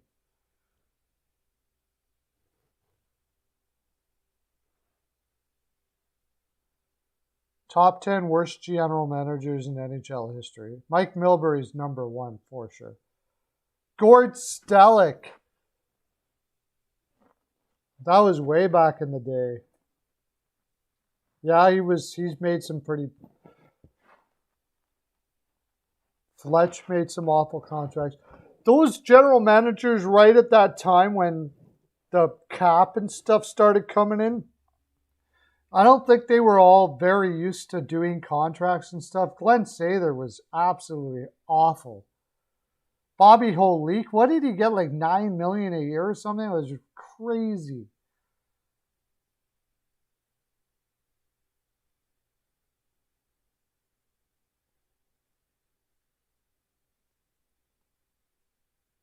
Punch Imlach is the worst GM of all time.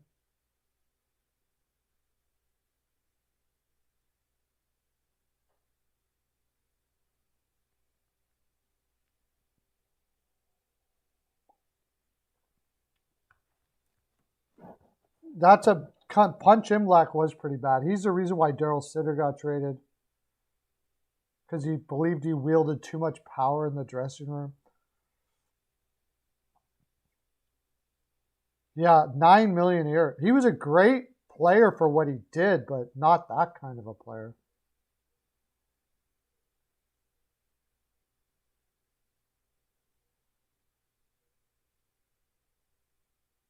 McNamara, another. Mike Gillis.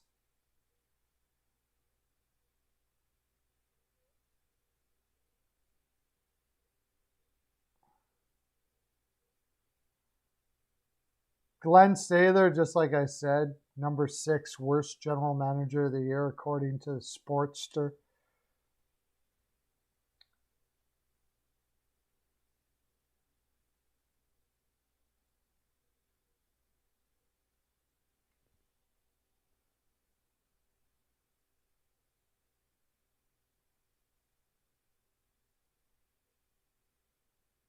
Doug McLean, he did pretty bad in Columbus.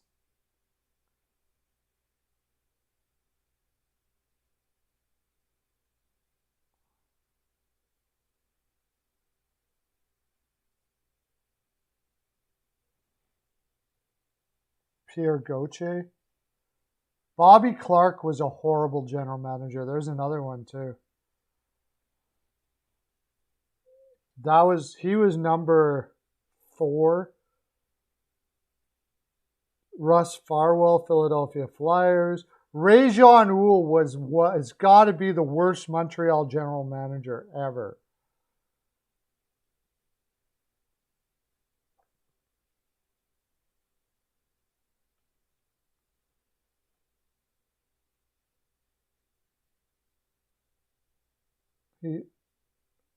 We traded Mark Recchi to Philadelphia in exchange for Danny Zubris.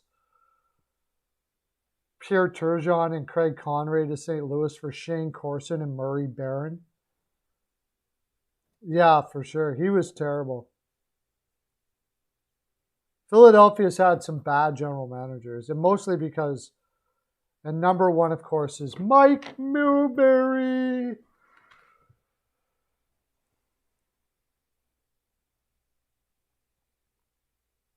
Well, that's our full 42. That was good times, man. I'm going to do a quick TikTok here, and then I'm going to go out and get the little lady. We're going to go do some walking or something tonight, apparently. So that'll be cool.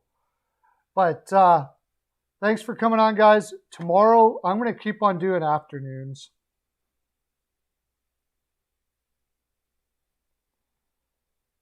So I'll keep on doing afternoons for now because I feel like it. Yeah. I keep on forgetting to say it's when I feel like it o'clock. I used to say that all the time. I'm going to keep on doing that again because we only do things when we feel like it, don't we, boys and girls? That's right. All right. If you have TikTok, go catch me on TikTok. I'm going to post our... I'm not going to do a video on it, I think, but I'm going to do a TikTok on our worst team in the NHL right now. So have a good time, everybody. See you tomorrow. Okay, bye.